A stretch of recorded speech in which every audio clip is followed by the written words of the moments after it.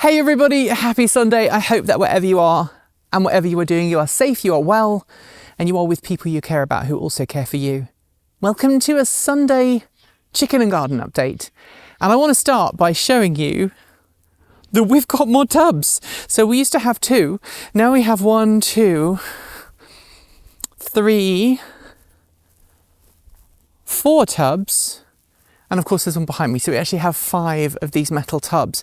And the reason behind it, if you just walk up here with me, by the sound of the bees.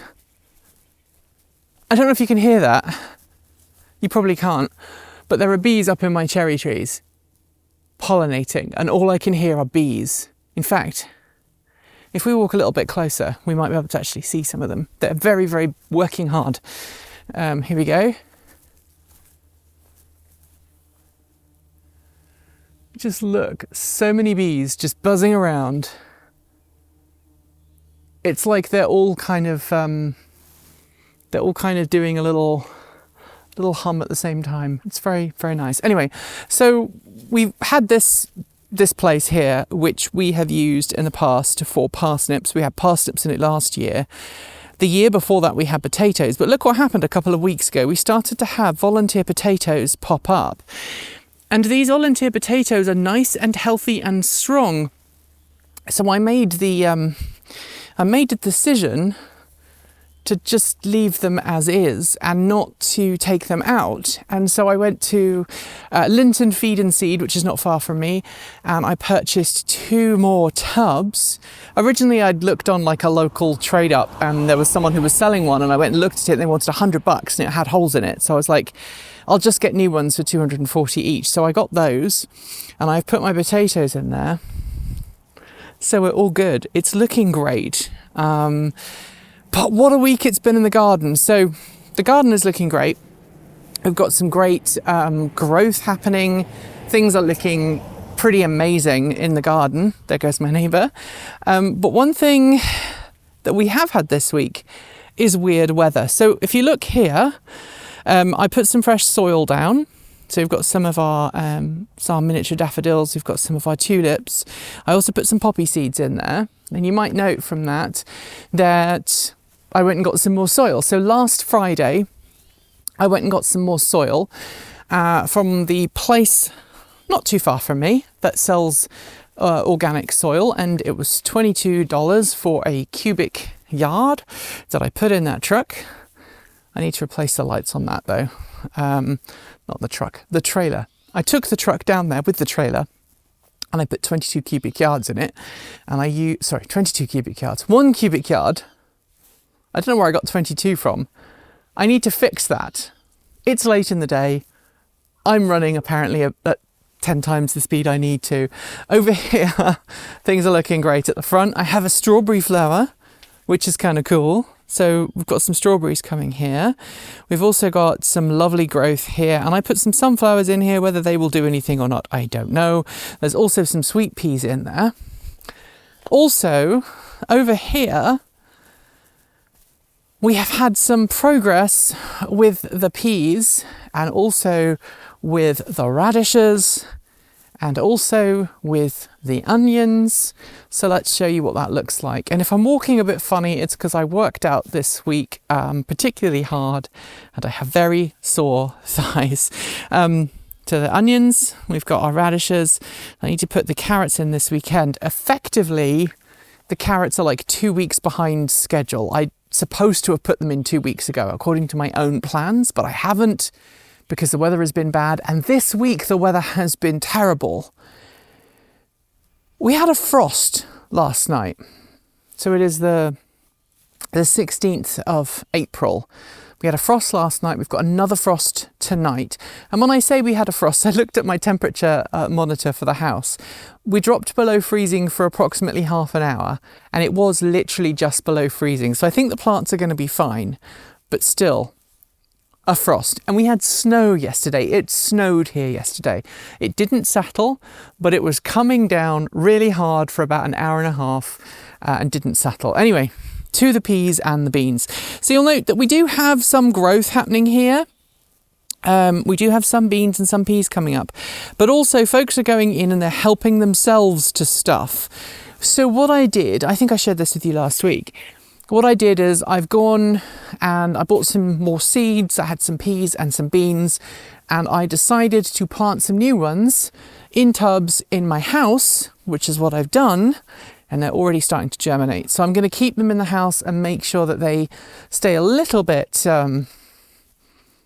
protected from critters, and then I'll put them outside. Also, check out my rhubarb. My rhubarb is looking amazing. So into the greenhouse, and this is where the meat of the matter has happened, because there might be a chipmunk in here. I think I just heard a chipmunk exiting at high velocity. The chipmunks are coming in, and so far I haven't caught them eating anything that they shouldn't. So I think they just come in and chill out because it's warmer in here than it is outside. And like I said, it's very, very cold outside right now. But I have a problem. Look, all of these are all of the cucumbers and tomatoes and tomatillos and peppers and brassicas over there and celery and peppers and tomatoes. Basically, I have germinated about 200 seeds. And I feel like I need to acknowledge why. So a lot of the seeds I put in this year were varieties that I had sitting in my little pockets for a while, and I never thought they would germinate. So I was like, oh, okay, whatever. I'll just put them in and see if they germinate. And the advice that I got from everyone in the gardening world was like, if they're old seeds, they probably won't germinate. So put extra seeds in and you'll be fine. So this is a lemon cucumber that is like 4 or 5 years old, the seeds. It's germinated. This is another cucumber variety called Sengalkoi, I think. It's either Persian or it is Polish, and I can't remember which. So if you speak either of those languages, tell me. That's like a C with a little thing at the bottom. Cengelko, O with an umlaut on top and a Y. It's one that I didn't think would grow. It has grown.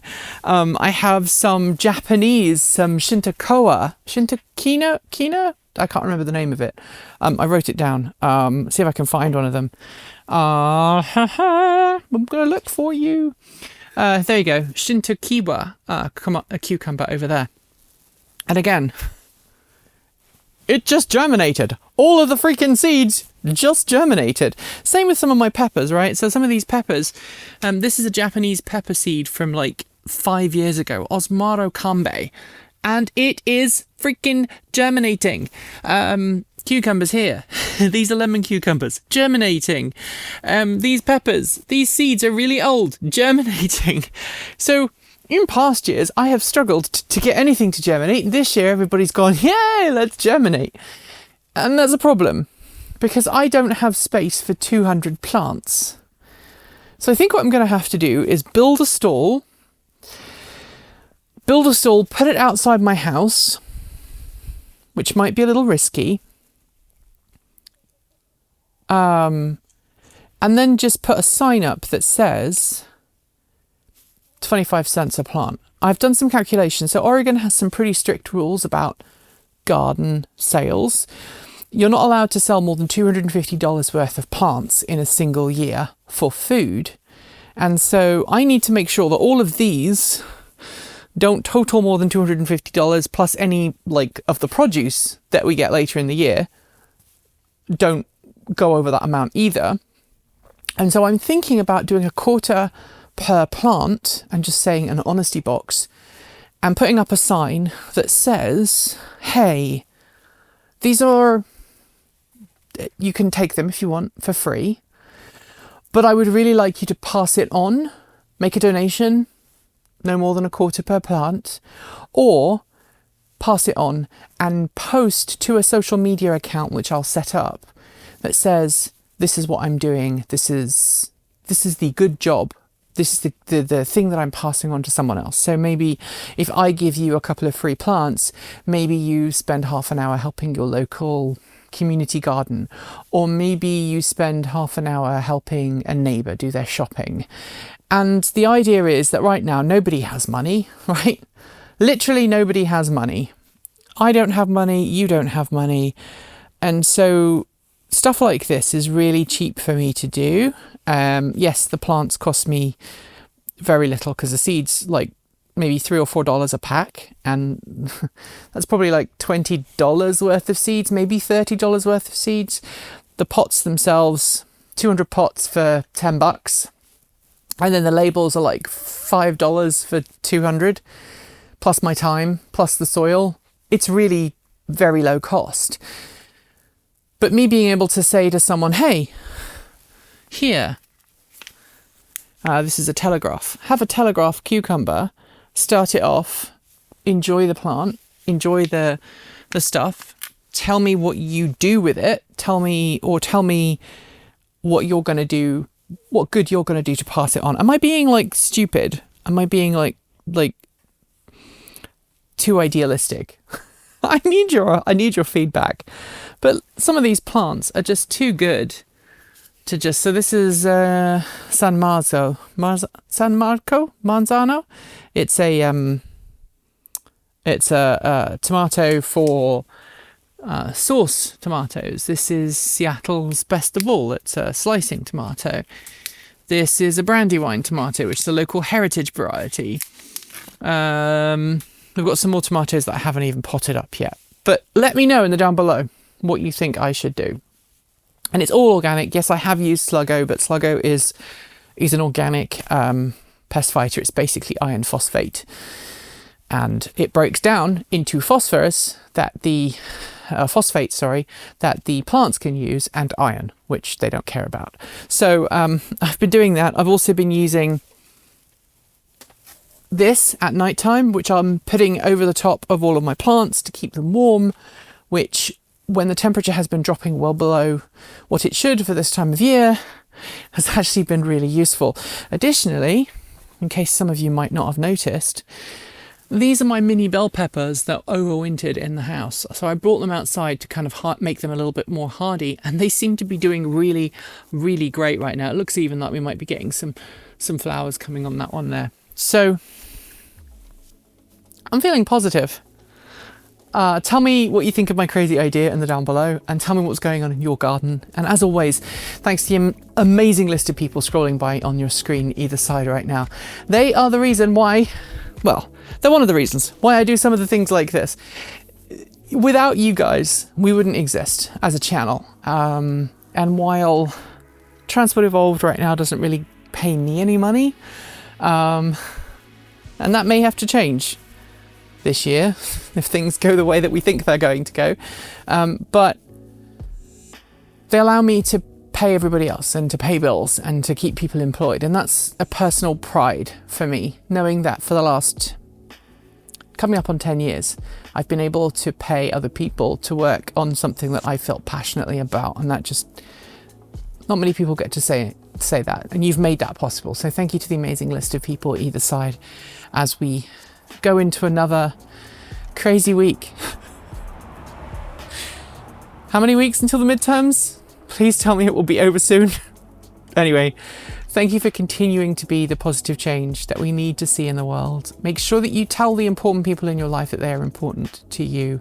And if you think you have a good idea for what I should do with all of that stuff, let me know in the down below, because I'm genuinely interested to learn. I'll see you next week. Thanks for joining me.